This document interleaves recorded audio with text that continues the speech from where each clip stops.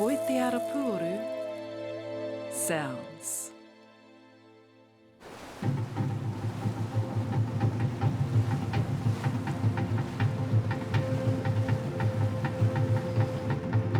Want to tell you.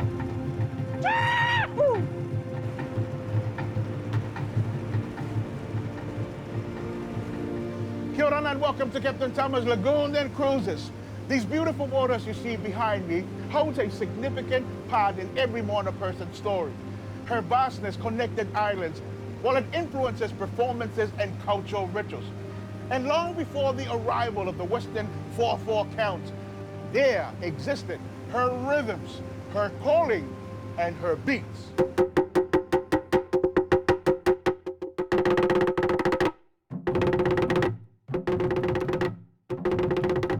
So the ka'ara is the sacred drum.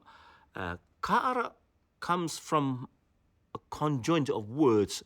Ka is indicative, is of the future sense. Ka, that means that will happen, that is going to happen. Ara means to wake up. So ka'ara therefore means to awaken, to wake up. The ka'ara is not to be played every time, all the time. It is reserved for special sacred purpose only, and beaten by the taunga or selected persons, highly decorated. All pate, tokere, lali, they have as the mouth, just a straight opening of the mouth where the sound resonates from. The ka'ara is different. It's designed in a figure 8 opening, whereas you see the lali, the pate, the cutting, the opening is just parallel. You have 2 openings here where it's hollowed in. That is one of the distinctive features of the ka'ara. The wooden slit gong family serves many realms amongst the Moana Pacific lands and oceans. It includes rituals and ethics, as well as entertainment and celebrations. Whilst the pate or tokere are more visible today in the performance arena and usually smaller or lighter in characteristics, its larger cousin has experienced a far lesser presence compared to what it once had. It is known by the names Lali, Longo, or Nafa amongst the Polynesian islands, Karamut in Papua New Guinea, and other names depending on the island, as is the case with Solomon Islands.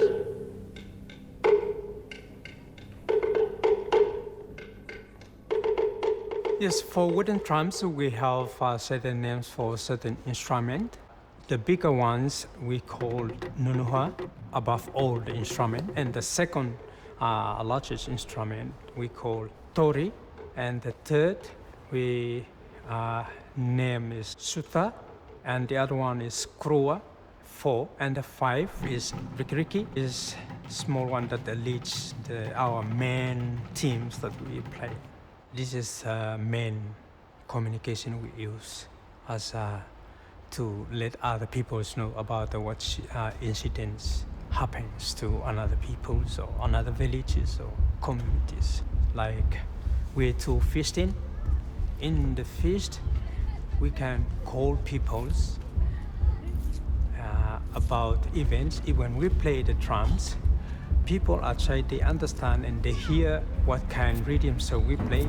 They understand. The feast just start, or the feast is in the middle now. They are things like activity like this is already finished. Whilst technology, aka the mobile phone, has relieved the Solomon Island drums of its communicative function, it is a point worth boasting that they're still very much a part of her ceremonial and celebration setup.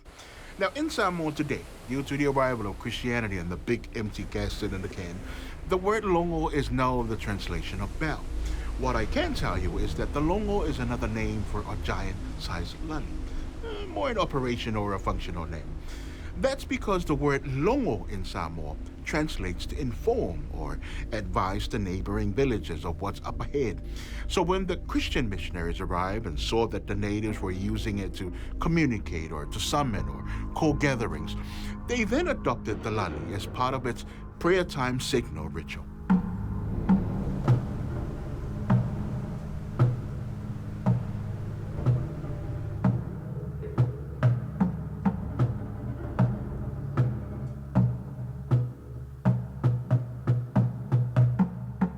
I know of the longo, we call it longo celia here because it's made out of the celia tree.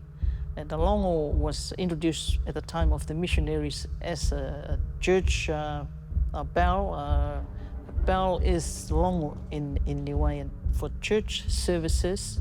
It's also for any emergencies, warning in the villages. A certain village have their own longo for women meetings, and it serves a purpose in the village, a large longo celia. So only a few villages on the island at the moment, maybe only 2, still have those longo. We've discarded all of them in favor of humongous church bells and rings.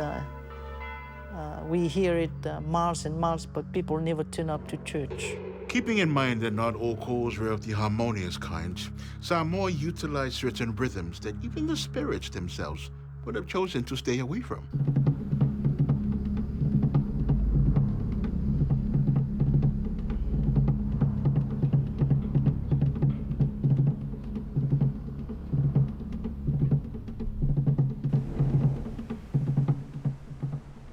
Pata inga si fono tau wal nu ole fono la e le tau wale tau nei ole fono lu. Ole fono le lu ole fono le e a fo ine. E bala au ile lali ona tangata e ta lali. Ina ia awai me ole tape nanga o la e no tau. O ole tape nanga le are nu fo ina le ina ia sa uni mata pena pena mo le tau. E fa nga ina i la me fa fa ilia le tu nu pe ona ia fo ia tena susu nga o ia. Ole lali. This journey is as much about the whereabouts of the instruments as it is about their variety in terms of their uniqueness, the specifications, and who is said to have played them.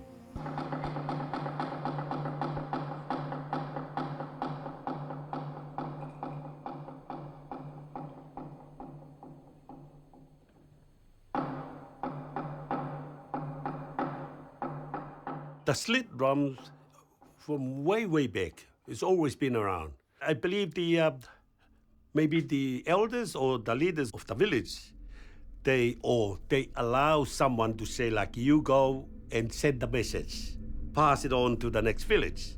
But when it comes to performance, it's only the high chief that they allow to play the lali. When the Ma'ululu arrives in the island, we borrowed the Maru from Samoa.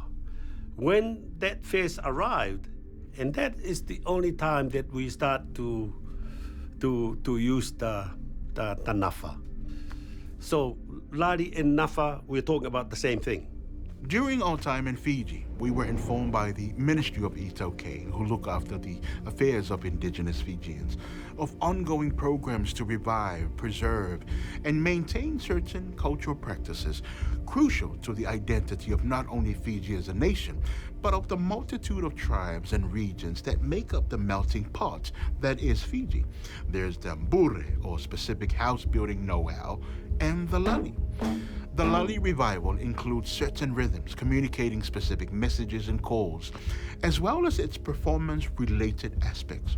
Now, like Samoa and Tonga, most of the islands we travel to have narratives of an instrument's beginning, and if we're lucky, the name of an individual or a group responsible for its creation.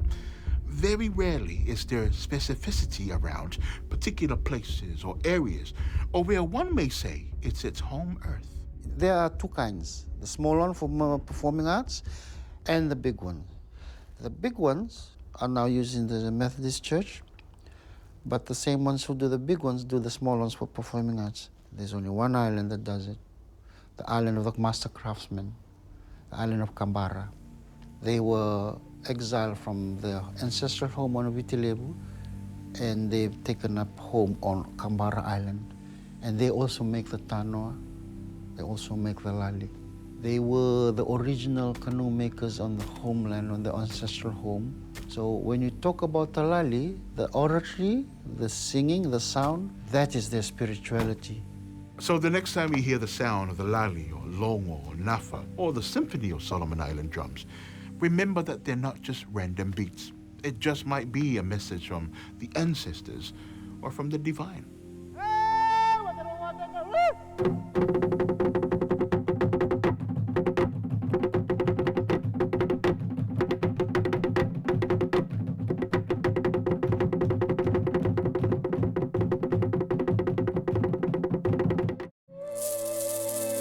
Toi te ara puoru, SOUNZ.